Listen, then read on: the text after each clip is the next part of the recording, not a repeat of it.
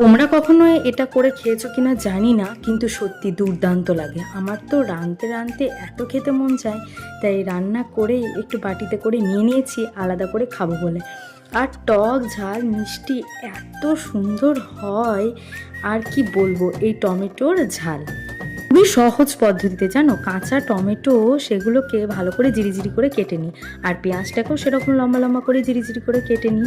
তো আমি কড়াইতে প্রথমে তেল গরম করে তাতে কালো জিরে কাঁচা লঙ্কা ফোড়ন দিয়ে প্রথমে পেঁয়াজগুলোকে একটু লাল লাল করে ভেজে তারপর টমেটোগুলো দিই। তারপর সেগুলো দিয়ে ভালো করে নাড়াচাড়া করে টমেটো দিয়ে যেই একটু মজে আসে, তখন এর মধ্যে পরিমাণ মতো হলুদ গুঁড়ো, লবণ, মিষ্টি আর এটা সর্ষে বাটা দিয়ে নাড়াচাড়া করে জল দিয়ে দিই। আর একটু চিনিটা একটু বেশি দিই, যেহেতু কাঁচা টমেটো তো টকটক, তাই নুন আর মিষ্টির পরিমাণটা ঠিক থাকলে এই টমেটোর ঝালটা জমে যায়, পুরো অসাধারণ লাগে খেতে।